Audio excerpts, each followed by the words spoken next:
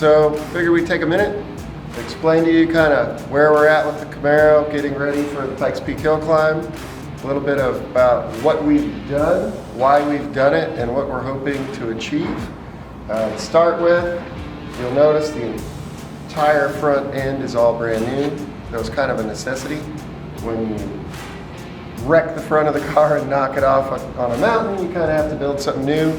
So us being us, we don't want to rebuild it the same way because that's boring. And if you have a bunch of data and you've run a car for a long time, you learn what you would like to do different. So all of the things that we learned from the previous iterations of the car have been incorporated into this new version. And one of the coolest things that we've got going on with this is the Garrett turbo setup that we're doing. It's still a twin turbo, but it's a little bit unconventional in that it is a sequential turbo setup. A lot of people think we're kind of nuts. People that run the mountain think that we're nuts because we spent the amount of time it takes to try and put this all together, and we're taking the risk of trying to tune this monster.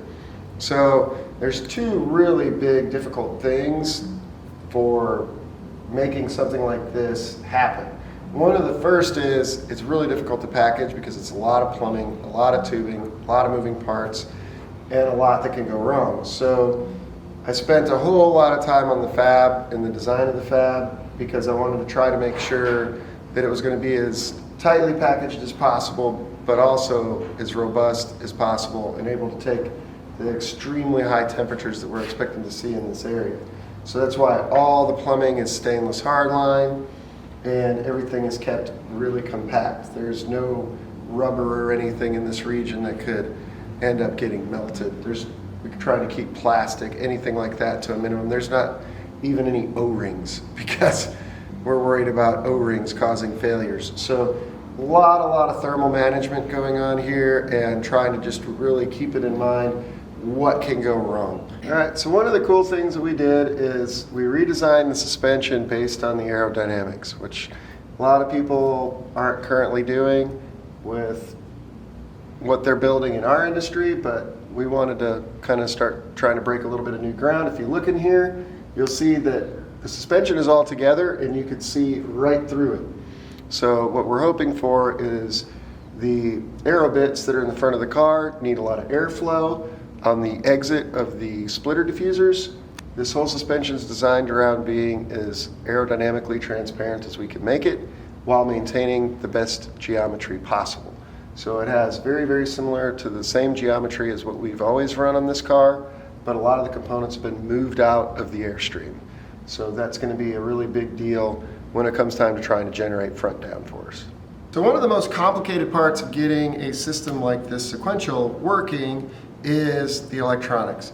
There's a lot of advantages that we could take running this if we're able to control the turbos individually and control them individually based on the data and getting these guys to run in the sweet spots of their efficiencies. To do that, we need a lot of I/O and a lot of electronics, which is why we've called in our buddy Tim Witteridge from Motorsports Electronics. He's been working with us on data and computer side for over a year now, and he really expands what we're able to do, and we're really excited about what's going to happen this year. And I know Tim's just as excited about it as I am, so I'm going to let him tell you what he's got cooking. My name's Tim Witteridge with Motorsports Electronics. I've been working with Mike and the guys here at Dussault Designs for the last year and a half on the Pikes Peak Camaro. This year we made a lot of big changes, mostly to our turbo system.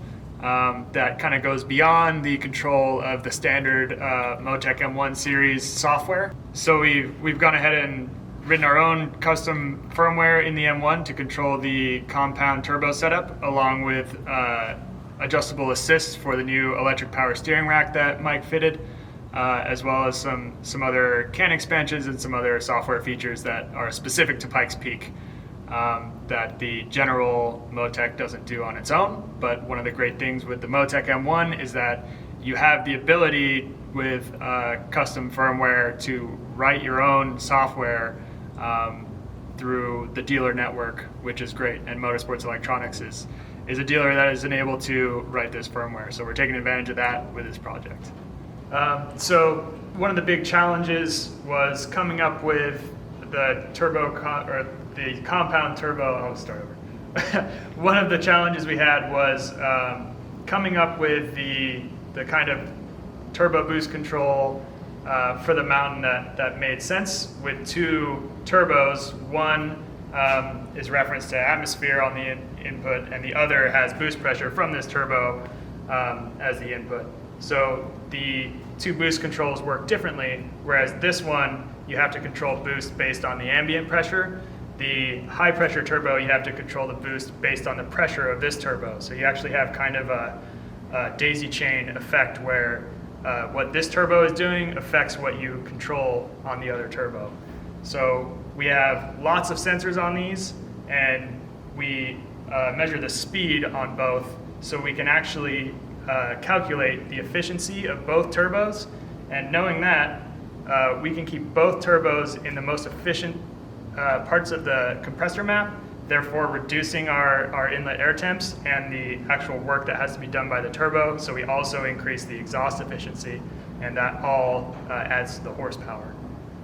And combining that with, we're working with the guys at CNR now, and we've essentially got 4 times the amount of intercooler capacity that we had last year. So they've got us some really cool charge air coolers and a great radiator and low temp radiators that are going to decrease our temperatures a ton, which that combined with what Tim's doing is free horsepower.